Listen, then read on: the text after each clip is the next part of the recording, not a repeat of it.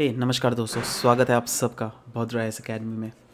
आज का डेट है 7 मई 2022 और जो हम लोग डेली करंट अफेयर्स में सोर्स इस्तेमाल करने वाला है the Assam Tribune and different other national dailies को हम लोग फोकस करेंगे। और आपसे अनुग्रह है दैट अगर आप इस पीडीएफ को डाउनलोड करना चाहते हैं तो इसका नीचे डिस्क्रिप्शन में मैं लिंक पेस्ट कर दूंगा, आप वहाँ से आप उसको डाउनलोड डायरेक्टली भी कर सकते हो, right. Regarding admissions in Bhadra's, if you at all want to take any time you can contact on to these numbers और you can also visit our website www.bhadrasacademy.in। चलिए सबसे पहला यहाँ पे न्यूज़ देख लेते हैं। From Assam Tribune we have taken this prelims related facts से आप ऑफ कोर्स इस exam utility point of view से आप इसको रिलेट कर सकते हैं। एक्चुअली एक नेशन वाइड कैंपेन लॉन्च किया गया है from north east India, in fact with the collaboration of Assam police. और उस कैंपेन का नाम क्या है? उस कैंपेन का नाम है ट्रू साइबर सेफ। नाम से ही समझ में आ गए होंगे दैट हाँ, साइबर सिक्योरिटी रिलेटेड ही कुछ चीज़ें होंगी, राइट।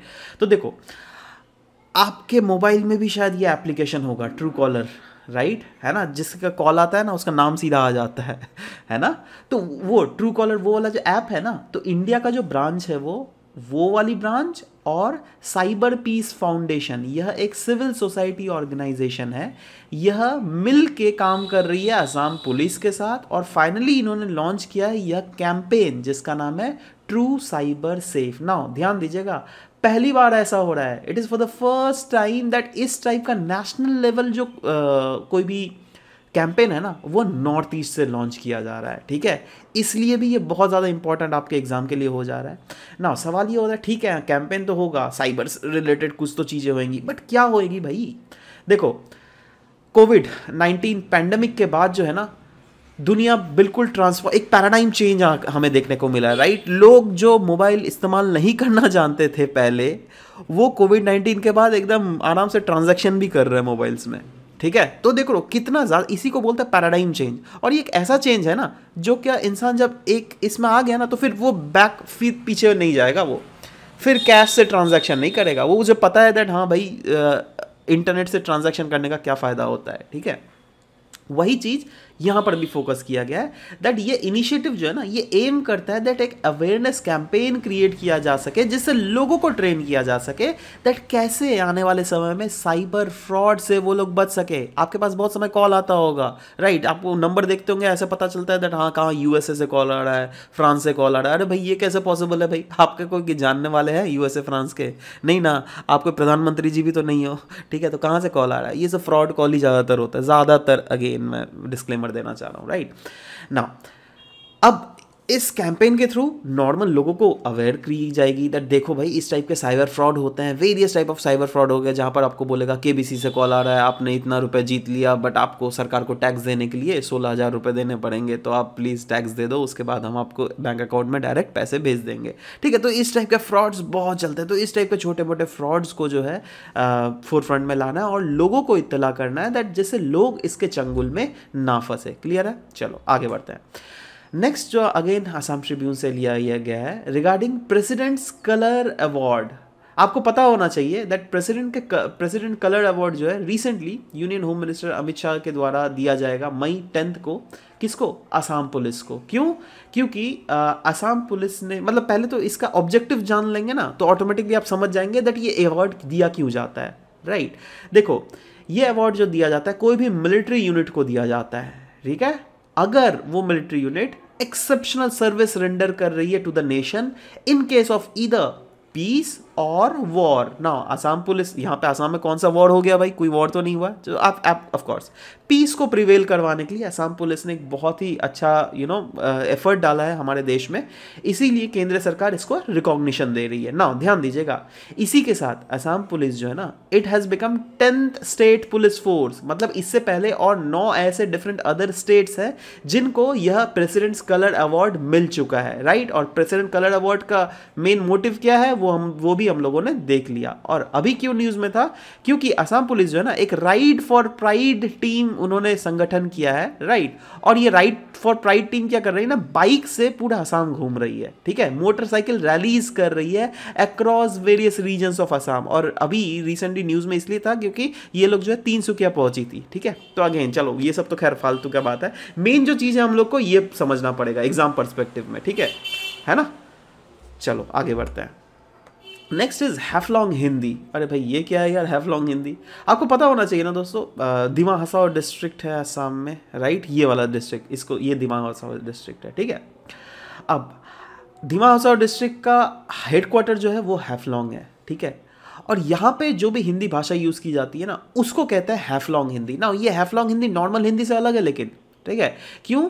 क्योंकि जैसे नॉर्मल हिंदी में हम लोग हिंदी ग्रामर यूज़ करते हैं ना, बट इनका जो ग्रामर है ना वो तिब्बतो बर्मन ग्रामर है, ठीक है।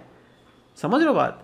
तो ये थोड़ा अलग है ना। वैसे अगर देख लीजिएगा ये हिंदी जो है undoubtedly it has stem from Hindi only, right. But यहाँ पे डिफरेंट अदर लैंग्वेजेस का भी वोकैबुलरी है, जैसे असमीज, बंगाली, दिमासा, जीम नागा, ठीक है। तो ये आपको चीज़ें समझनी पड़ेगी, ठीक है। तो ध्यान दीजिएगा किस रीजन में बोला जाता है, आसाम के दिमा हसाओ डिस्ट्रिक्ट में। चलो नेक्स्ट द हिंदू से लिया गया है यह, regarding national family health survey 5। Now national family health survey 5 का डेटा जो है सेक्टर वाइज बेसिकली रिलीज़ किया जा रहा है। तो अभी जो द हिंदू में दिया गया था उसमें कुछ डेटा रिलीज़ की गई है जिसमें यह बोली गई है दैट बहुत ऐसे रीजन्स है जैसे ओबेसिटी के केसेस लेकिन बढ़ रहे हैं, मतलब लोग अपने हेल्थ में ध्यान नहीं दे रहे हैं। लेकिन बट वहीं अगर देख लीजिएगा फर्टिलिटी रेट वह लेकिन घट रहा है। इसका मतलब फर्टिलिटी रेट कहीं ना कहीं इसमें सरकार को हमें क्रेडिट देना पड़ेगा। क्यों? क्योंकि चलिए हम लोग एक एक जब डेटा पढ़ेंगे ना तो ऑटोमेटिकली समझ में आ जाएगा, ठीक है ना। पहले तो याद रखना चाहिए नेशनल फैमिली हेल्थ सर्वे जो है ये सर्वे है, नाम से ही पता चल रहा है सर्वे, नेशनल फैमिली हेल्थ सर्वे। मतलब हर पूरा इंडिया के जो 125 करोड़ 130 करोड़ लोग हैं सबसे नहीं पूछा गया है, राइट। एक सैम्पल सेट से पूछा गया है, कुछ बेसिकली डेटाज लिए गए हैं, उसके आधार पर ही ये चीज़ निकाला जाता है, ठीक है ना। इससे ऐसे नेशनल फैमिली हेल्थ सर्विस 1, 2, 3, 4 ऐसे लॉन्च हो चुका है। अभी 5th का रिजल्ट बेसिकली हम लोग डिस्कस कर रहे हैं, राइट। अच्छा 5th के रिजल्ट अगर देख लीजिएगा overall national family health survey जो 4 जो रिलीज किया गया था ना 2015-2016 के बीच में, उससे लेकिन डेटा काफ़ी ज़्यादा इंप्रूव डेटा है यहाँ पर, ठीक है ना। कुछ डेटा हम लोग डिस्कस करते हैं। जैसे बोला गया है दैट स्टंटिंग के केसेस जो है ना बच्चों में वो घटे हैं, राइट। वुमेन जिनका बैंक अकाउंट पहले नहीं होता था बट अभी लोग ज़्यादा से ज़्यादा वुमेन अपना बैंक अकाउंट खोल रही है, मतलब फाइनेंशियल इंक्लूजन जो है वो बढ़ रहा है। टोटल फर्टिलिटी रेट पता है ना आपको क्या होता है? टोटल फर्टिलिटी रेट दुनिया का ऑन एन एवरेज माना जाता है 2.1 is the optimum total fertility rate, right. अब हमारे देश में अगर ओवरऑल देखो लिखा गया है that an average number of children per woman has further decline. National level में देखो, नेशनल लेवल में, कोई स्टेट लेवल में नहीं बोला, बट ओवरऑल नेशनल लेवल में अगर देख लीजिएगा टोटल फर्टिलिटी रेट जो कि पहले 2.2 था वो घट के 2.0 आ गया है। देख रहे हो, मतलब ऑप्टिमम होना चाहिए 2.1 ना। 2.1 मतलब क्या हुआ? जैसे आपके मम्मी आपके पापा, राइट। तो ऑप्टिमम क्या होता है ना दैट अगेन एक औरत एक मर्द मिलकर they give birth to their offsprings, ठीक है। एक बंदे को दिया या फिर 2 बंदे को, बट एनीवेज बट ये प्रोपोर्शन को मेंटेन तो करना है ना यार, अगर फ्यूचर में हमें प्रॉपर पॉपुलेशन को बैलेंस करके रखना है, ठीक है। तो हमारे 2 को मेंटेन करना ही हमें पड़ेगा, राइट नाउ। अब हमारे देश में क्या होता है ना, कभी कभी हम 2 होते हैं हमारे 4 हो जाते हैं, ठीक है, हमारे 5 हो जाते हैं।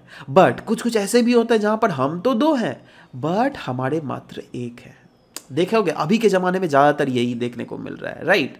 क्योंकि लोग एडुकेटेड हो रहे हैं, है ना, लोग ज़्यादा पैदा नहीं कर रहे हैं, है ना। उन्हें पता है दैट कम बच्चों को पैदा करो बट अच्छा शिक्षा दो, ज़्यादा बेहतर है, ठीक है। यही चीज़ यहाँ पर भी बोला गया है दैट नेशनल मतलब टोटल फर्टिलिटी रेट जो कि एक्चुअली में 2.1 होना चाहिए। 2.1 मतलब 2.1 बच्चे पैदा करना क्या? नहीं, देखो क्या होता है ना दैट यूजुअली 2.1 इसलिए रखा गया ना दैट लोग वैसे तो 2 बच्चा, बट ऐसे बहुत समय होता है ना दैट कुछ बच्चों की मृत्यु हो जाती है, कभी कभी एक्सीडेंट हो जाता है, इन फ्यूचर मृत्यु हो जाती है 1-2 साल बाद।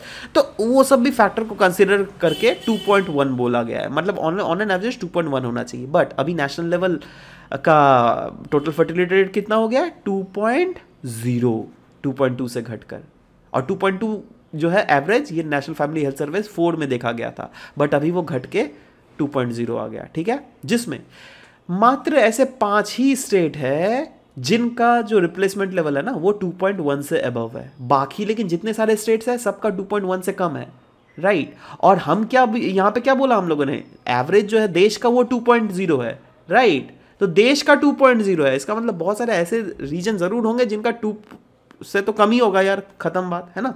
ना सवाल होता है वैसे कौन कौन से राज्य हैं जिनका टोटल फर्टिलिटी रेट जो है वो 2 से आई मीन ज़्यादा है। वो है बिहार जिनका 2.98 है, दूसरा है मेघालय 2.91, उत्तर प्रदेश 2.35, झारखंड 2.26 और मणिपुर 2.17। ना यहाँ से ध्यान दीजिएगा, यहाँ से आपको और भी एक फैक्ट देखने को क्लियरली मिल जा रहा है दैट मेघालय और मणिपुर 2 नॉर्थ ईस्टर्न स्टेट्स हैं जिनका टोटल फर्टिलिटी रेट जो है यह 2.1 से ज़्यादा है। क्लियर है? कौन है? मेघालय, दूसरा कौन है? मणिपुर, राइट। और कल वाले इसमें हम लोगों ने देखा था मणिपुर जो है उसमें चाइल्ड सेक्स रेशियो भी काफ़ी ज़्यादा स्क्यूड है, मतलब जितना भी नॉर्थ ईस्टर्न स्टेट्स है। ठीक है, ये सब याद रहेगा ना। देखो ये सब लेकिन छोटे मोटे फैक्ट है, बट ट्रस्ट मी यही सब पूछ लेंगे ना तब आप सोचोगे अरे यार कौन सा था क्या था, कंफ्यूज हो जाओगे, इसलिए लिख कर रख लो चीज़ें, है ना। दूसरा और भी कुछ कुछ डेटाज है, जैसे इंस्टीट्यूशनल बर्थ, मतलब क्या होता है ना दैट महिलाएं अगर बहुत समय ऐसा होता है ना दैट घर में ही बच्चे पैदा हो जाते हैं, बट अगर आप हॉस्पिटल में जाके पैदा करते हो then that is called institutional birth, right. बोला गया इंस्टीट्यूशनल बर्थ जो है ये इंक्रीज हुआ है फ्रॉम 79% टू 89% अक्रॉस इंडिया, जिसमें रूरल एरिया में यस 87% बर्थ होता है, वहीं पर अर्बन एरियाज में 94%, मतलब अर्बन एरियाज में जो है ज़्यादा अच्छे तरीके से फैसिलिटेट किया जा रहा है वुमेन्स को दैट वो हॉस्पिटल में जाए और बर्थ दे। बट वहीं पर रूरल एरियाज में लेकिन अभी भी बहुत कमी है, इस पर बहुत ज़्यादा काम करना पड़ेगा। ठीक है ना। बोला गया है more than 3/4 of the children जो क्या 12 साल से 12 महीने से 23 महीने के बीच में है ना, उनको फुल्ली इम्यूनाइज कर दिया जा रहा है। बट वहीं पर अगर नेशनल फैमिली हेल्थ सर्वे 4 का डेटा देखिएगा वहां पे मात्र 62% बच्चों को ही इम्यूनाइज किया जा रहा था जो क्या 12 मंथ से 23 मंथ के बीच में थे। ठीक है, तो ये भी डेटा बढ़ा है जो कि बहुत अच्छी बात है यार। Next is level of stunting भी जो है ना, देखो हम लोगों ने वेस्टिंग भी देखा वो भी डिक्लाइन किया। जी हाँ, स्टंटिंग भी जो है यह भी डिक्लाइन किया है। स्टंटिंग मतलब वो बोना जो होता है, राइट, बोनापन, तो वो बट डिक्लाइन मार्जिनली हुआ है, बहुत छोटा लेवल से हुआ है 38 से 36%, बट स्टिल हुआ तो है ना। Stunting is higher among children in rural areas, rural areas में ज़्यादा है बट वहीं अर्बन एरियाज में रिस्पेक्टिवली कम है। क्यों? क्योंकि अर्बन एरियाज में फैसिलिटीज़, हेल्थ केयर फैसिलिटीज़ ज़्यादा है, न्यूट्रिशनल फैसिलिटीज़ प्रोवाइडर्स ज़्यादा मिलता है, राइट।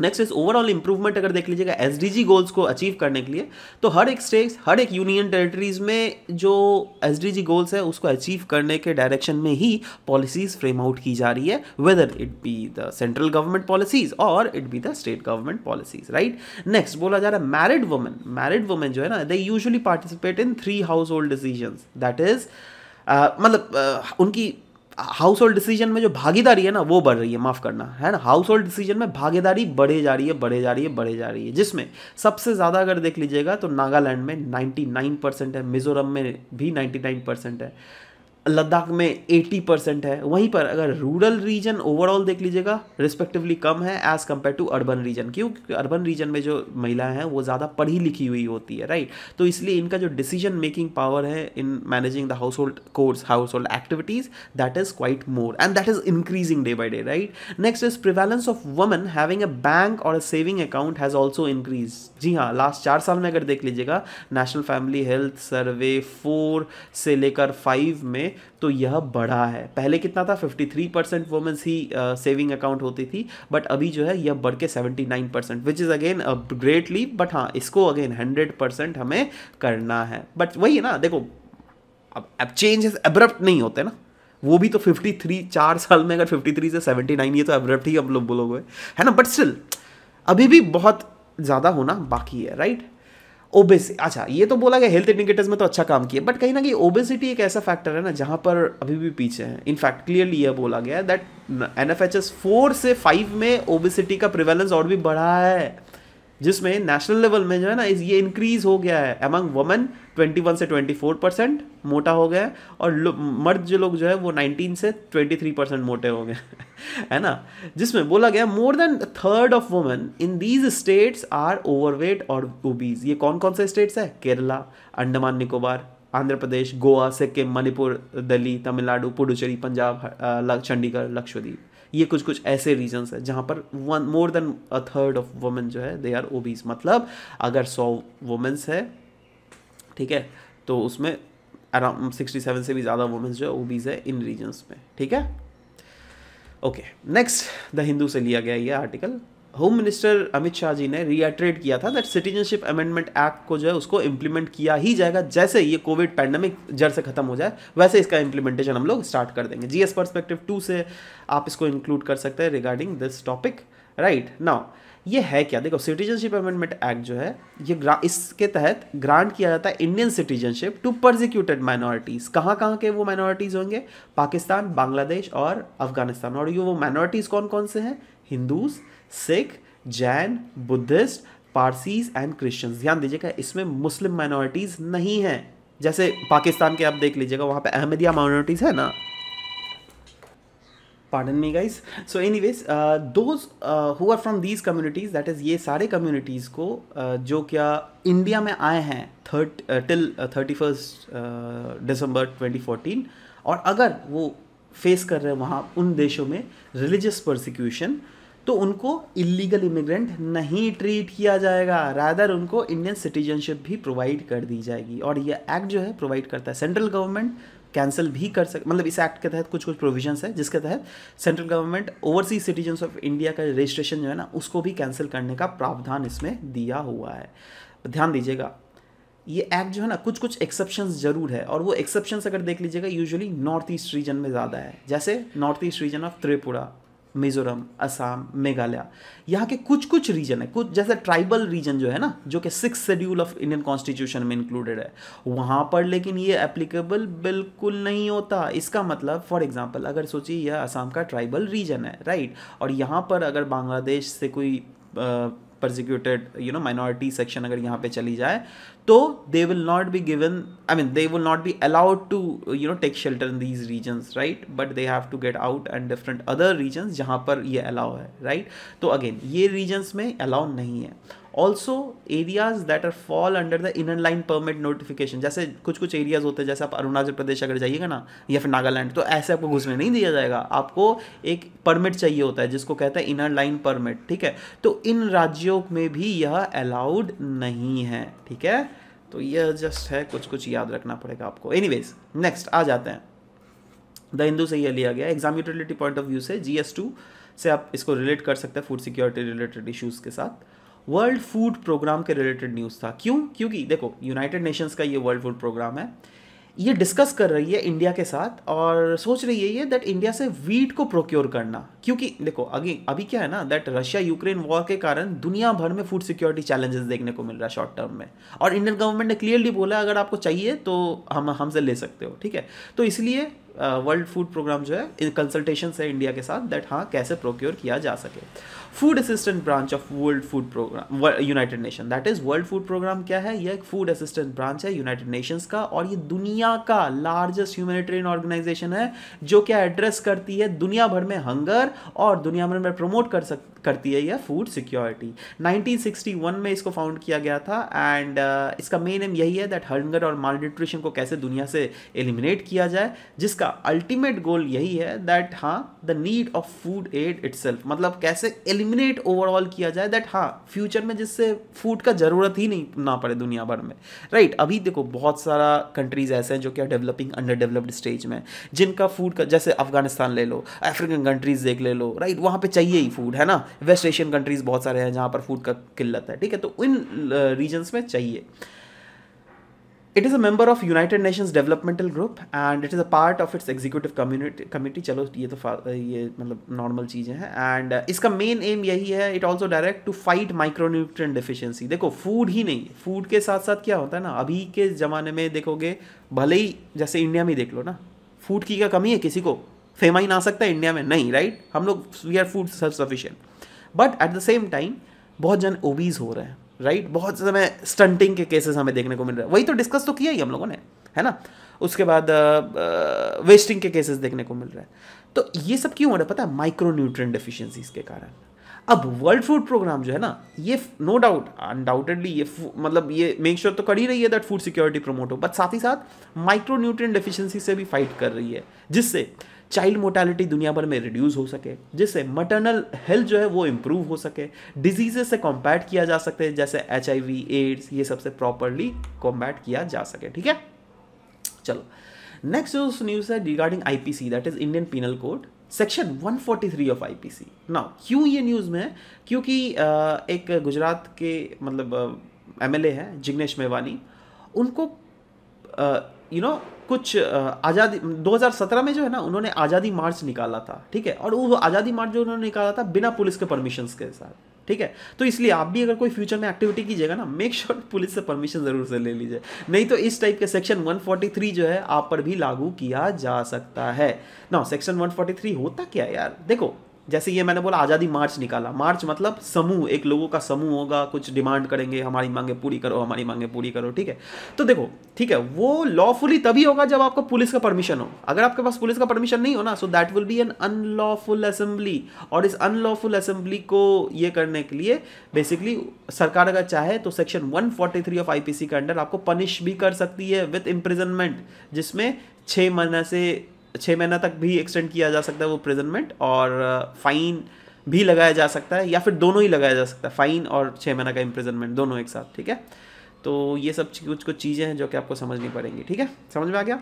चलो अब एमसीक्यूज़ के देख लेते हैं दोस्तों। कल कुछ एमसीक्यूज़ पूछा गया था। सबसे पहला एमसीक्यू था regarding world state of world forest report 2022, जिसमें सब ने ही गलती किया है ऑलमोस्ट, सिर्फ एक बंदे ने शायद सही किया है, मात्र एक बच्चे ने ना। यहाँ पे क्या गलती हुआ आप लोगों का मैं बता रहा हूँ। मैंने पहले बोला था it is released by United Nations food and agriculture organisation, सही है यार, कोई गलत नहीं है। दूसरा में मैंने बोला था it is the report is published by annually, देखो बाई एनुअली था, मैंने जब डिस्कस किया था ना वो था बाई एनुअली मतलब एक साल में 2 बार वो रिपोर्ट निकाला जाता है, बट बाई एनुअली का मतलब होता है 2 साल में अगर एक बार कुछ किया जाए उसको हम लोग बाई एनुअल कहते हैं, ठीक है। बट यहाँ पे तो एक साल में 2 बार निकाला जाता है ना यार ये रिपोर्ट, ठीक है। सो ये दूसरा वाला देख रहा हो कितना छोटा सा गलती है, और सब ने गलती किया, मैं जानबूझ के मैंने ये किया था, है ना, बट जिसने अच्छे से देखा वो उसने सही कर लिया, है ना। तो ये सब छोटे छोटे इन बिटवीन द लाइंस आप लोग पढ़ा कीजिए, ठीक है। Anyways A will be the correct answer. दूसरा वाला तो ये बिल्कुल इजी था यार, both the options are absolutely सही। Next is registrar general of India के रिलेटेड न्यूज़ में था, ठीक है। उसमें जो है पहला था government of India under earnest planning commission, नहीं भाई अंडर होम मिनिस्टर है, ठीक है, तो ये गलत है ना। दूसरा वाला जो है वो बिल्कुल सही है, ठीक है। सो अगेन या B will be the correct answer है, ठीक है। तो करंट सीक्वेंस क्या था, ACB, अब देखो यहाँ पे CCB, ठीक है, इनका भी गलत, ए पहला वाला, इनका भी पहला वाला गलत, पहला वाला गलत, पहला वाला गलत, पहला गलत, पहला गलत, सिर्फ हसल बसल ने ही सही किया है, वाह कॉन्ग्रेचुलेशंस। इन्होंने थर्ड आंसर तो दिया ही नहीं है हिमांशी आपने, ठीक है। एनीवेज आपने बाकी 2 दिया है, चलो ठीक है ना। तो इन बिटवीन द लाइंस आज से पढ़ा कीजिए। चलो आज का क्वेश्चन है, देख लेते हैं, इनका भी कमेंट सेक्शन में आपको लिखना है। Consider the following statement regarding citizenship amendment act of 2019। पहला स्टेटमेंट है the objective of citizenship amendment act is to grant Indian citizenship to persecuted minorities from Pakistan, Myanmar, Sri Lanka, Bangladesh and Afghanistan. Now दूसरा जो है ये the act does not apply to tribal areas of 6 schedule of the constitution. आपको बताना है 1 only, 2 only, both 1 and 2, neither 1 not 2, कौन सा सही है। Consider the following statement regarding national family health survey 5 national report, right. पहला statement है all states in India have achieved above replacement level of fertility target of 2.1, ठीक है, हर एक state ने अचीव किया है। दूसरा है institutional birth have been recorded more in rural areas than urban areas due to more active participation of ASHA workers. आपको बताना कौन सा सही है, 1 only, 2 only, both 1 and 2, neither 1 not 2। Next question है वर्ल्ड फूड प्रोग्राम के रिलेटेड, ये food assistant branch है यूनाइटेड नेशंस का, और it is world's largest humanitarian organisation addressing hunger and promoting food security. आपको बताना कौन सा सही है 4 ऑप्शंस में, ठीक है। देख लीजिए 4 ऑप्शंस और बताइए नीचे कमेंट सेक्शन में कौन सा सही है। नेक्स्ट जो क्वेश्चन आज का दिया हुआ है मेंस क्वेश्चन का दोस्तों, ये हीट वेव्स के रिलेटेड है। आपको पूछ रहा है रीजंस क्या क्या है हीट वेव्स के। तो देखो हीट वेव्स जब स्टार्ट बोल रहा है तो हीट वेव्स क्या होता है पहले तो आपको वो लिखना है, उसके बाद आपको सीधा सीधा रीजंस लिखना है दैट क्या क्या हो रहा है, right. what is the reasons behind it, right, what are the impacts of heat waves that we actually observe, also examine the strategies जो क्या states के द्वारा follow किया जा रहा है to to fight the heat waves, ठीक है। देखो वो लिख लिया हम लोगों ने, देखो मेन जो चीज़ क्या क्या लिखा, इंडिया कैसे एक्सपीरियंस कर रही है हीट वेव्स, उसका क्या क्या इम्पैक्ट हो रहा है वो प्रॉपरली हम लोगों ने डाला है, राइट। और क्या क्या इनिशिएटिव्स लिए जा रहे हैं मेनली स्टेट्स गवर्नमेंट्स के साथ, वो सारे एक देखो कुछ कुछ एग्जांपल्स भी लिखा है, जैसे Nagpur and Bhubaneswar, they have launch their own city level planning. तो इस टाइप के एग्जाम्पल भी आप इंक्लूड करना चाहते हो, बट हाँ हमारा मेन एम यही होता है इस टाइप के क्वेश्चन देने का, जिससे आप अपना आंसर्स लिखिए। आपके पास अगर पॉइंट्स नहीं है तो you can refer to these points as well and you can eventually आप अपना आंसर को लिख सकते हैं, right. So anyways this was all about the discussion for today's class, will be meeting in next class, till then bye bye, take care and thank you for listening to the whole video guys, thank you very much.